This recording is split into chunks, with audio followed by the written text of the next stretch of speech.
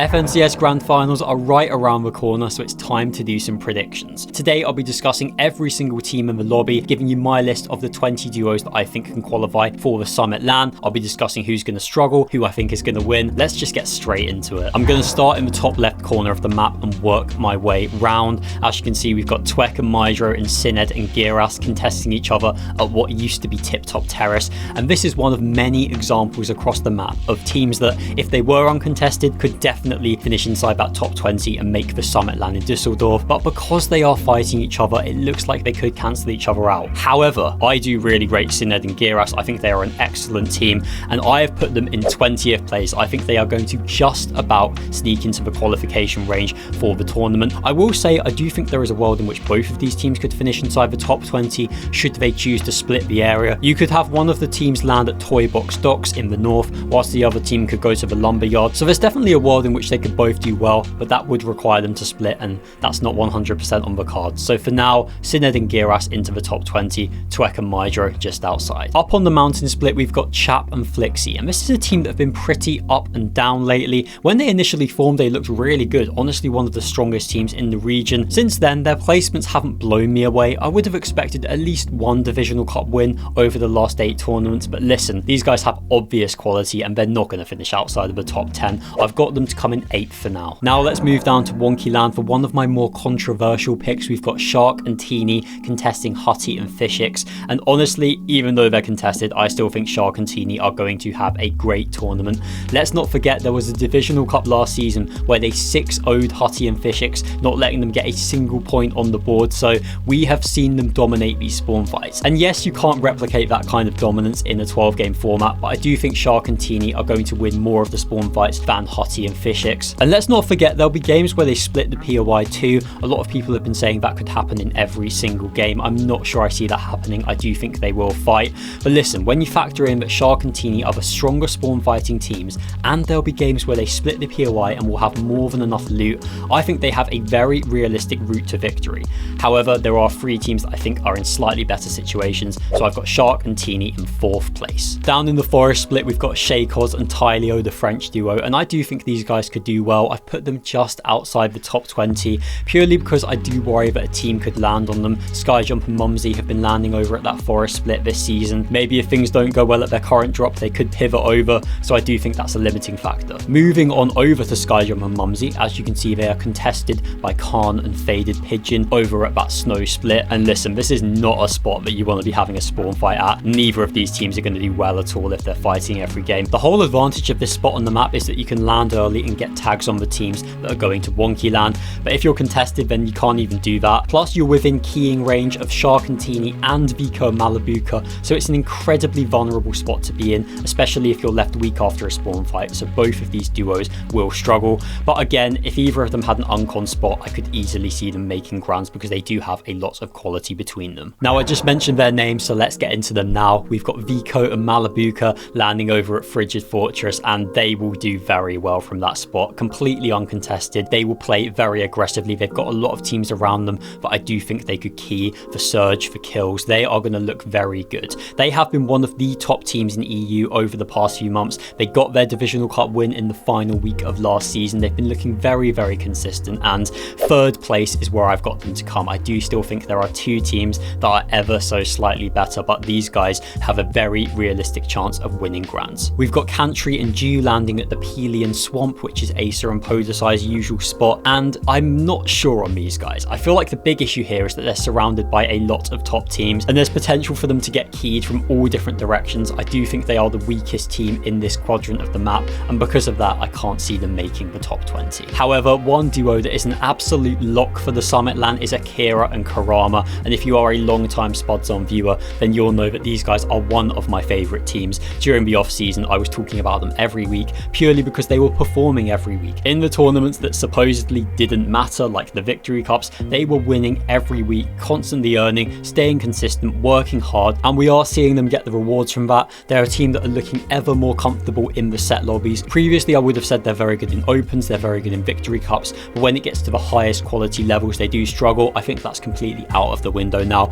They can hang with the best teams in EU, so 6th place is where I've got them. I'm not sure they're capable of winning just yet, but 6th is a very very good placement. Heading up to Latte Landing, we've got a team that is very new to that POI, and that is of course iDrop and Marius. Now the whole season they were landing at Squibbly Shores, of course before then they were at Bumpy Bay, so this change is very drastic for them. They are not used to this spot, they haven't played it much, and it's going to be very interesting to see how they get on, especially because Latte Landing is a very difficult to play spot. Yes, it has that super launch pad which does make it very broken, but if you even have one team contesting you, then it's pretty much over because of the elevation, because you can get beamed out of the sky. There are just a lot of disadvantages to this area, and because of all these factors I've put them in 12th. They should easily make the summit land, but I don't think they'll contest for the win. I have to say this corner of the map is looking exceedingly strong because the next two teams are also in my top 20. You've got Yapko and Panzer coming in at 10th. These guys have been very hot and cold over the past few months. They of course had that Divisional Cup win back in week 3 of season 1. They also came second in the second EWC qualifier. They were first for a lot of that tournament too, so we have seen them hit incredible peaks. However, more often than not they do struggle a bit, and we just need to see a little bit more consistency from them in the set lobbies, so I can't put them any higher than 10th right now, but I do still think that the summit land will be very easy for them. Dan Depuzo and Werex are another team that I am very excited by. If you watch the Nothing But Fortnite podcast, you'll know that I put them down as my dark horse picks. I do think that not enough people are talking about them. They've made every single Divisional Cup since forming. I know they are a relatively new duo, but I do think they represent a new generation of French hybrid teams. Previously we've seen French players only play amongst their country mates. Now that they are expanding their horizons a bit, we are going to see better placements for them. Werex is a very good player, Dan Depuzo too. It's a recipe for a good tournament. I'm going to put them in one spot behind Yapko and Panzer in 11th place. We've got Azitgo and iFrozy contesting Darm and Demush over at 4 fields. I'll start by talking about Darm and Demush. With these guys, I just feel like they need to lock down the drop spot. They've been moving practically every day. By the time this video is up, they may well have changed again, but for now, contesting 4 fields is just very uninspiring. It's very weak, and I really can't understand it with these guys. Yes, they've landed at a bunch of different POIs over the past few months, but they haven't landed at 4 fields. Previously, they were at Classified Canyon, and they haven't landed there either. If you're going to be contested at a spot, you may as well pick somewhere that you know, that you're comfortable with, rather than a spot that you've never even landed at before. It just doesn't make any sense to me. However, this is still Darm and Demush we're talking about here. They are in incredible form. They won the first Divisional Cup of the season, and yes, their drop spot situation is far from ideal, but with the quality they've got, I do think they'll make the summit land. I've put them in 18th place. Azitgo and iFrozy I've put just outside. They are another one of those teams. If they were uncontested, they would easily be in my list, but unfortunately I just can't fit them in. Now let's move on over to Sandy Strip, where we have got Chino and Pablo Wingu, and they are currently contested by Yarko and Kier, and there's a couple of ways this could go down. Potentially they could split. It's a big POI, there's enough loot for everyone. Do I think that's going to happen? Definitely not, and that's because Chino and Pablo at the start of this season said that anyone that landed on them would get keyed in every single game, and up until this point they've basically had it uncon every week. They've clearly generated a certain level of aura from it, but Yarko and Kier don't seem to care about that. What I could easily see happening is Chino and Pablo winning off spawn in the first 2 or 3 games and then getting the POI uncon after that. Either way, whatever happens, I don't see Chino and Pablo struggling. They're not going to lose off spawn consistently, so I've put them in 7th place for now. And the only reason I haven't got them higher is because they might lose 2 or 3 games off spawn. If they were uncontested, they would be higher than 7th, I can promise you that. And Yarko and Kier, from this situation, I don't think they have a chance of making top 20. Moving into the southeast corner of the map, I'm afraid to say that none of these duos are going to qualify. There is not enough loot at these splits for this many teams to be contesting, and honestly, even uncon, some of these spots aren't that good. You've got Classified Canyon where you'll just get beamed out of the air. I will say that I like Cheatin and Yanis at that rock split. They can get tags on all the teams landing at Classified Canyon. If they can avoid all the chaos around them, if they don't end up getting contested, I actually think there is a route for them to get to the summit land. I've put them in 19th place. There's actually some really good duos in and amongst this area. You've got Truly and Gonzo, a team that with a better situation I could definitely see making the top 20. They are one of the most underrated up and coming duos in the region.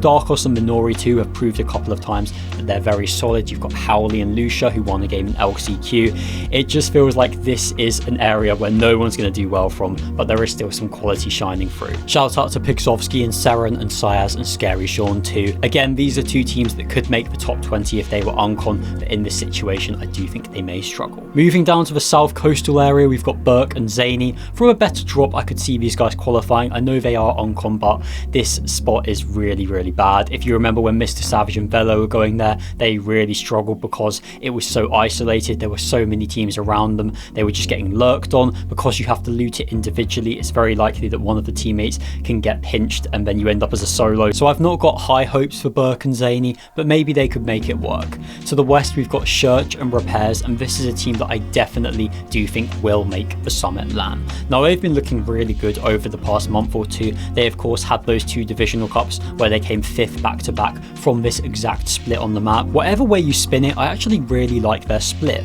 With the desert area so congested, they can take advantage by keying, by farming surge tags. Conversely, the area to their west is pretty quiet, so they can rotate around it without too much interference. I like the situation for these guys. We've seen good performances out of them lately. Church and Repairs, I've got them to come in 15th place. And you may think that's a bold pick because both of these guys will be playing their first ever FNCS Grand Finals, but I've seen something in them. I think they're going to do well. Moving up, we've got Dinas and Franek landing at Sus Studios. Again, these are one of the teams that are just outside my top 20, purely because Sus Studios is a very bad drop, and I just don't know if they'll get enough from it to compete with some of the other teams in the lobby, but I wouldn't be shocked if they made the Summit LAN either. You've got Cringe and Volko going to their mid-map split. They've been dropping here for months now, and they've looked up and down. They did manage a 3rd in the Divisional Cup a few weeks back, but they have struggled in some other tournaments too. Honestly, from an uncon mid-map split, especially in the new Surge meta, where landing on the outside of the map isn't rewarded as much, I do think these guys should easily qualify. If anything, if they do struggle, then I do think some questions have to be asked.